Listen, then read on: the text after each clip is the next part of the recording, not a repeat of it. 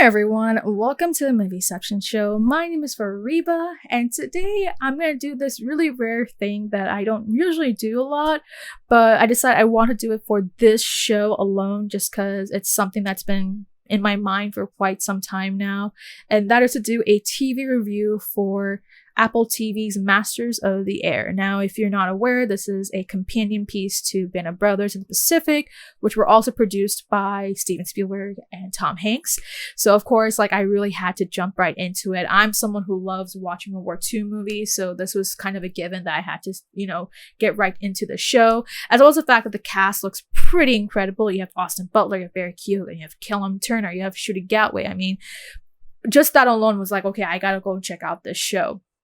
So now, one of the reasons why I decided not to do a reaction for this was because I just didn't think it was, I just didn't think it was necessary, especially for a show like Masters of the Air. That's not to say that this show wasn't going to be a big one that everyone was going to be talking about. It sort of was, but I just didn't think it was big enough that, I really had to do a reaction video. Now, I will also say that I actually didn't jump right into the show, not until much later. Now, this show actually started about, I think, 8 weeks ago. It was running for about 8 weeks. In the first week, they dropped the first 2 episodes, so it ran for about 8 weeks. And I actually did not jump into the show until just about 2 weeks ago.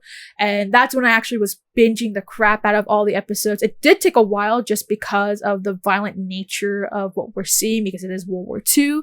So it did take me a couple days just to catch up. But by the time I did catch up to episode 7, Episode 8 had just came out the next day, and then of course I waited a week to watch the finale. So here it is. Now that the show has now finally concluded, I've watched all 9 episodes. I just felt like maybe this is the best time to now talk about it, give my perspective of how I felt about watching the show, what was my opinion about it, how I felt about it. And again, because I'm not seeing Band of Brothers or the Pacific, that I'm just going to try and keep it just to the show itself and not try to compare anything. Although I will try to mention a little bit of some things I've heard from people who have watched all 3 shows. But yeah, let's get right down into it. Now, of course, it's a show that, again, because it's its companion piece, this is the one that is focused on those who have fought in the air. So in this case, the primary focus would be the 100th Bombardment Group, or the 100th Bombardment Regiment, who basically, were involved in those planes that would drop the bombs and everything, all that sort of stuff, So that's the group that we're following here. So I will say this, right? Overall, one of the reasons why I would say that this show is pretty much still stuck in my head is because overall I think it was one that I had quite a very intriguing and very satisfying journey. Now, the best way to sum this up is that this is a show that, yes, it is really good. It has some really great way of giving us an idea of who these characters are and their stories and their journeys. It does not come without its turbulences. There are some areas where I feel like there could have been some things that could have been polished a little bit in terms of its execution, which I'll dive into a little bit. But overall, I think that there are some satisfactory stuff into it. So, for instance, I would say that I think in the beginning, things started off a little bit bumpy, just because it does take a while to really understand some of the characters, not just their life in fighting in World War II, but also understanding them on a personal level. Now, that's not to say that we don't get to see these characters and what they're doing. We do get a sense of that. I think, particularly speaking with Buck and Bucky, they're basically the heart and soul of this whole story. I mean, this show cannot work without Buck and Bucky. It's because of their friendship that really kind of sets at least kind of the basics of, okay, this is the brotherhood that we are waiting to see. This is the brotherhood that we're trying to kind of get the viewpoint of throughout the show. The reason why this show is the way it is, not just because they're fighting World War II, but because of this brotherhood, because of the fact that they are, such great friends, and then seeing kind of the consequences that do happen as a result of this war. That's the emotional side that we're trying to get out of the show, and we do get a sense of that here and there. It's just that the execution could have been better, of course. But again, when you have a character like Buck and Bucky who sets up kind of the basics of it all, that at least helps kind of gives us an idea of how the show is going to go. And I will say this, I think my 2 favorite characters are Buck, played by Austin Butler, or actually his character's real name is Gail Clevin. And then the other one is Robbie Rosie Rosenthal, played by Nate Mann, two great characters. They actually ended up being my two favorite characters in this show just because they happen to be the best pilots out there. That's not to say that there weren't any, that they were short of pilots, but they just ended up just being kind of the standouts in the whole series. And you can see kind of the contrast of why, even though they have such similar disciplines, they're also very different in their own way. So I kind of love that a lot, that we do see here in the show.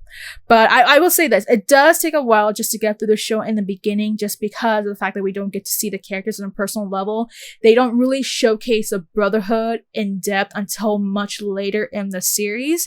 But I will say that at least in the beginning, I will give credit that they do give a sense of, even though we don't get the personal side, we don't get the brotherhood immediately, we do get the sense of the dangers and the threats of being a bomber pilot fighting in World War II. We get the sense of that immediately in the first 3 episodes. One of the things I didn't even know was how dangerous it was, right? And we do get these visuals, we do get these sequences showing how dangerous it is for those who fought in the air and the vulnerability that they faced because of the fact that, how the technology was back then, how they didn't have the greatest strategy in, fighting in World War II, that the losses were even weighing far more than the way that if you were to have fought on the ground in World War II. It was far more dangerous. Like, the number of deaths and losses that they were dealing with, you get the sense of that immediately once you start getting into the first few episodes, that this is not something that you can play around, showing the realities of what these guys were dealing with, at least for those who actually even survived their first round in the air. I mean, it definitely kind of gets you, it definitely gets you kind of, getting these goosebumps that, wow, this is kind of how it's like to be in World War II, fighting in the air, comparison to what we've seen, in a lot of other movies and TV shows where we actually see mostly the perspective of those who actually fought on ground, whereas those who fought in the air, we kind of get, we have seen some of those viewpoints before here and there, like, Red Tails, Dunkirk, but not to extent like this, where we've actually seen quite the dangers of it, and especially one in quite a very violent and gory way, like the way that we see in the show. So I will say that again, like the first 3 episodes take a while to just get through, just because of the fact that there's just so much going on. But once we kind of get the gist of that, it does start to get a little better, especially when we start to see more of the characters. So getting a better idea of Buck and Bucky, their relationships, some of the other characters that we get to see here, especially Carrie Crosby. I think he becomes a really critical character in this whole series, because a lot of the narration that we actually hear from the show is coming from Harry Crosby. From what I've read, it's because of the fact that a lot of the content is coming from his book. So it makes a lot of sense why we're getting a much, clear perspective of what it's like to be fighting in the 100th through his viewpoint, from his memories, from his narration. And he becomes kind of, a big part of what the story is, not just fighting in the war, but also fighting behind the scenes. We actually get to see a lot of that in some of the episodes, like, I think it was like episodes 6 and 7. So, but yeah, and not just that, when we also start to see a character like Rosie Rosenthal, he was just a standout. He's someone that you start to kind of get a little bit of glimpse of hope when you start to see someone like him who, only came just midway through the series. Somehow it's like he just became such a standout character because of how many missions that he's gone through, how he's been very involved in helping out with the 100th, especially considering the fact that he's probably seen so many people, he's seen so many people lose their lives, whether or not they were just there the first day or maybe couple missions later. So it's definitely one that is very profound in showing kind of the perspectives of the characters. It does get better in showing that storytelling. I think when we start to actually go deeper into like episodes 5 and 6 and beyond that, we start to get a little bit of that, that bromance. Well, I wouldn't say bromance, but that brotherhood between Buck and Bucky, and seeing how they're kind of very cohesive in their thoughts, yet we're still seeing this varied perspective and how contrasting they are in their beliefs of what they want to do as they are, stuck in a prisoner of war camp.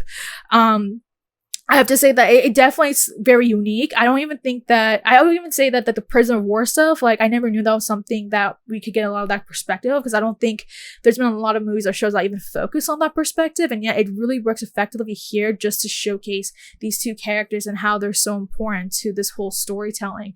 So yeah, that's how I felt about, kind of the story right there, the characters, especially the fact that I would say maybe like episodes 5 or 6, it does kind of slow down a little bit, which I would have liked a little bit more of the execution, a little bit of like the actual story to kind of be a bit more polished, but it does start to get really better as we get more and more into the show. And of course, getting to the end where by this point it's like, okay, well, I feel like I finally got a satisfactory conclusion. Like, so I would say that this is a show that, yes, it has its turbulences, it has its bumps, but by the time you get to the final episode, like, you start to really get the sense of hope, relief, as well as the fact that, you've gone through this spectacular journey of seeing these characters, specifically characters like Bucky, Harry, and Rosie, that once you do get to the end of the show, that not only it's like once you get to the end of the show, you just kind of feel bittersweet that, wow, this story's ending. Yes, they've won World War II and, the war is over. But at the same time, it's like, wow, their stories have ended. This is kind of the end of the road for them, as well as the fact that there's an even deeper situation behind it that you're just like, wow, like, this is the end of it. And specifically, I would say that, again, because of, even with the flaws with this show, the ending still at least sticks the landing. Yeah, it's stuck the landing. I will say that the ending has stuck the landing, despite the fact that I will say that things there were some fluctuations in pacing that I would have think it could have been better. They do kind of jump around in terms of the timeline very quickly, because I think they're covering a good 2-3 years of the war by this point, that you can get the sense of how some of the stories really jumping really quickly here and there without giving a little bit of time to digest not just kind of the whole environment but the characters that we're dealing with. But even that, with some of the flaws right there, the ending still stuck the landing. I think that once you do get to the ending, it does have a very meaningful message behind it, especially with some of the last few bits of dialogue, as well as the visuals that we do get to see. Once you do get to the end, like, I just was like, wow, I don't want this story to end, because for one thing, it's a full circle moment just to see them now, of course, leaving the actual, site behind, knowing that the world has ended. They're not needed anymore, that they can go home and go back to their lives before the war. And that's even going to be its whole difficulty itself. But the fact that you have this full circle moment where it's like, well, in the beginning, you have Buck and Bucky, we introduce these characters, and then we kind of see, in the first episode, we actually see Buck, flying his actual bomber plane to reach, I don't think it was London, but it was just like 2 hours off of London. They're a site of location where they would arrive and, basically start their whole lives as being these World War II soldiers, and then going to the end of the episode being like, wow, they're done. They're no longer fighting in the war, and now they're able to go back home. And it's just like, wow, but that's such a bittersweet moment, of course. And then just seeing and I have to say, I think the best thing about that finale isn't particularly the fact that this is just the end of the journey for these characters, but the performances that we do get from the actors. So for instance, Harry Crosby is played by Anthony Boyle.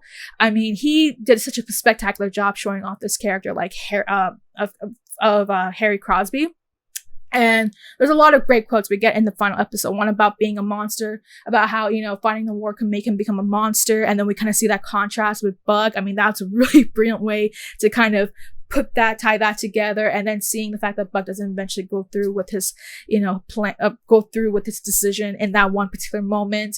And then, of course, at the end of the episode, by the time we get to the end bit, he's like, where he's talking to, I believe, Rosie, saying, man, we're finally going home. And he's like, yeah, but I expected more, right? Like, basically reminiscing the fact that that he's now thinking about those who lost their lives in the war during those 2-3 years when he was in the service. And then not just that, but seeing Buck and Bucky and how they're also going back home, and seeing how, even that one scene where we see Buck, where he's looking at the, civilians who, welcomed them these last 2-3 years, and seeing how he's giving his final farewell. It's like, that was something that really hit very deep. It's like, wow, even though the fact that there were some flaws, there is a really great ending where it's like you start to really reflect on their journey, how they become so close with the people on the ground, with the civilians, seeing how their lives have been for 2-3 years, and then seeing that all of it's all over. It's not just a reflection of what their characters are going through, but also translating to the feelings that we are feeling as a, as a viewer, especially for me at least, where it's like, wow, like he's not just saying goodbye to the people that welcomed them on the ground, but it's like a goodbye to me as a viewer who, went through this whole journey for nine episodes, only to see now that their journeys have now ended and it's now become a full circle. So I have to say it's really brilliant in that moment where it's just like, at least in terms of setting up that story where you go from the beginning to the end, it becomes a full circle moment, seeing kind of this incredible story of these 4 big characters, and how they have dealt with the war, what they had to go through, whether or not be working behind the scenes in the 100th or fighting in the air in action or being a prisoner of war and seeing what happens down there. It's a really interesting, very different kind of storytelling, and I think it does work very well in TV show format, of course. And I have to say, like, I think a lot of what really makes this work is because of the brilliant performances that we get from the cast. I mean, they're all amazing. I don't think there's anybody who, even had, even falter in their performances in any way possible. I mean, they're all pretty spectacular. Now, again, as I said, this show is not perfect. There are some flaws. I already mentioned before. Getting stuff were a bit slow. The pacing kind of was a little bit off. The timeline, trying to kind of get through some of the timeline, you can get the sense where it's kind of inconsistent here and there. Like, especially in the final episode. Yeah, even though it's a really good final episode that has a very satisfactory conclusion, you can also still get the sense where it still has some of its own flaws as well, because actual timeline, like, it's almost covering like a whole 8-9 months of the final bits of war, where it's like you would wish they kind of just slowed down some things a little bit. They even like passed through like whole D-Day parts. Like, we only got to see like maybe a minute of that, which kind of was a bit of a disappointment that we didn't get to see a bit more of those details. So that's another area where I was like, okay, maybe this is a show that could have invested maybe an extra episode or 2 just to kind of show a sense of a little bit of that action, because I did feel as if some of the action bits were kind of lost a little bit once we did get to episodes 7 and 8. And 9, we actually got a lot more action, thankfully. But yeah, it would have benefited a little bit more to kind of invest a little bit more time to go deep into these characters, seeing their lives, again, both in the action sense as well as kind of, again, their personal lives. So, and not just that, but there were other areas where I was like, man, they just completely was like, okay, whatever, in terms of the story, which is the subplots. There were a couple subplots here where there was just no resolution. So for one thing, we do actually get to see the Tuskegee Airmen in the show, which I was super excited to see. I was like, wow, we're going to see the Tuskegee Airmen. But they don't actually show up much later into the actual show. Like, if you're expecting them to show up like maybe episode 3 or 4, I would say no. I would say don't get your hopes up. I would say just yeah, they come pretty late in the game. And not just that, but you can also get the sense where their story was kind of minimalized in this series, which did disappoint me, where it's like, man, I was so excited to see these Tuskegee Airmen, only to see that they've only had such a small role to play, which I can see why. I would say this is one where I will defend a little bit why they kind of gave them such a short role. And that's because primarily this show was far more focused on the 100th team than the entirety of those fighting in the Air Force. So that's one of the reasons why I was like, okay, I will at least forgive that. Maybe that's why they didn't really focus too much on the Tuskegee Airmen. At least they acknowledged them, and I could see why they needed them because of some of the later bits with Buck and Bucky's story. But I would love to have seen a little bit more. Maybe that could be something that, Hanks and Spielberg could think about in terms of like a companion piece to maybe focus a little bit more about the Tuskegee Airmen. Who knows? Maybe just an idea right there. But that was just one area where I just thought that, in terms of the subplot, there was just not enough substance to it. It was just really minimal in terms of showcasing that. So that was one area where I was like, man, I would have loved to see a little bit more. Another subplot was the British British spy, the SEO spy, played by Belle Prowley, I think that's how you pronounce her name, who ended up kind of being this lover to Harry Crosby. We see her, we got a we got like a lot of screen time with her in that one episode where she's like there, and we can get the sense of this tension where we got the sense of, okay, there's gonna be something going on between those two, but then there was just no resolution to that whole relationship right there. It's like we got the sense where she is very important in her whole role in, you know, in the whole espionage side of it. Like we got that taste of it, but it just, again, there was just no resolution. It was just kind of a subplot that was just created, but there was just no conclusion to it. So I think this is a show, again, this is one where I think where the biggest fault in the show is probably more so the fact that they introduced so many subplots that there are just no conclusions to it, or there just wasn't at least some sort of resolution for it. So that was one other area where I was just thinking maybe they could have been a little bit better. And one thing I'm just kind of like, I'm still upset about is that we don't know what happened to Meatball. Man, like, what happened to Meatball after it was episode, I think it was episode 5. What happened to Meatball? Where did he go? We don't know. We never got a resolution for that. So, but yeah, aside from, you know, I mean, again, this is a show. So basically just to sum it all up, this is a show I think it is worth watching if you have not already seen it and you're somehow still watching this, you know, watching this review. I recommend you still see it for yourself, whether or not you've seen Band of Brothers or The Pacific. I've not seen either, and I thought that this was a pretty good show, despite the fact that there are some flaws to it. There, again, some things could have been a little bit better in terms of execution, but nevertheless, I think that the characters that we do get to meet, that we do get to see through their lenses, are very intriguing in their own way. They're very different, yet you can see why they're all standouts and why they're so important to the story, especially in terms of their roles being part of the 100th group, let alone the fact that the performances from the cast is absolutely incredible. Like I again, they all were just rock stars in this show.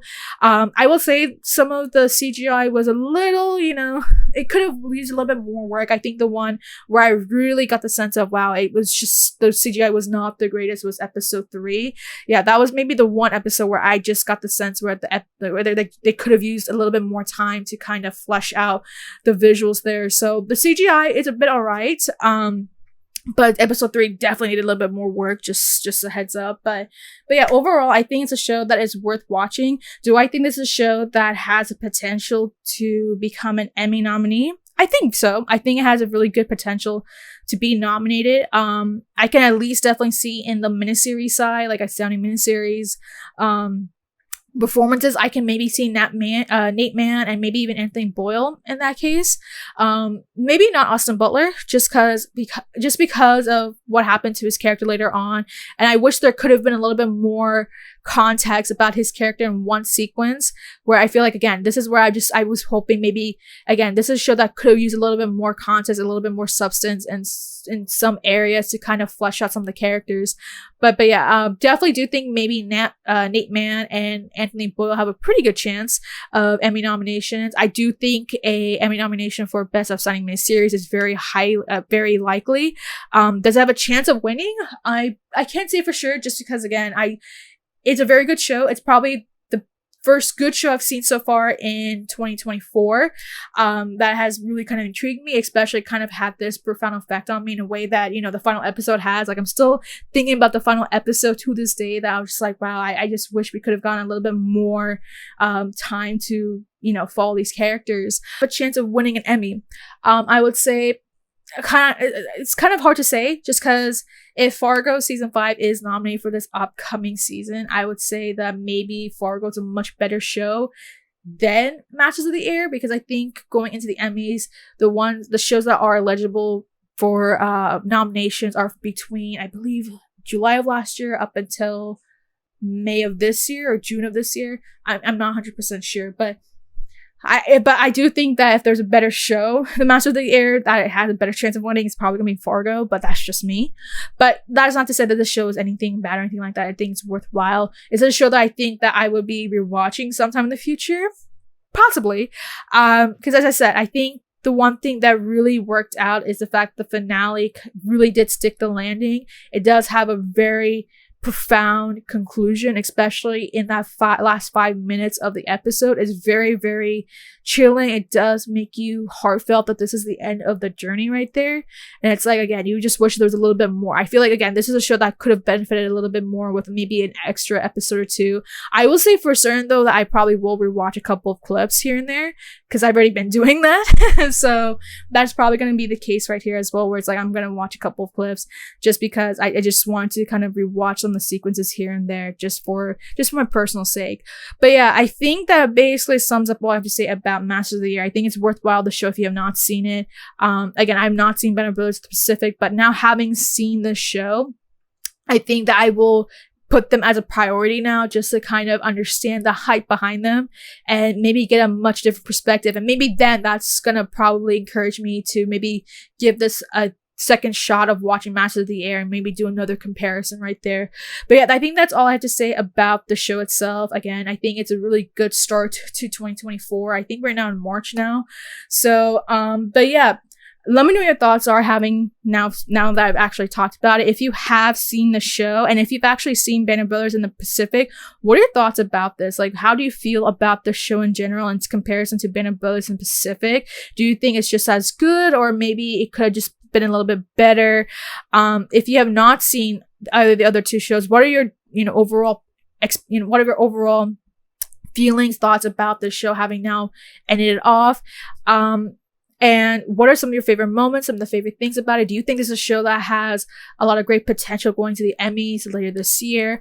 Who do you think could be nominated? Where can they be nominated? Let me know your thoughts below, and make sure to like and subscribe.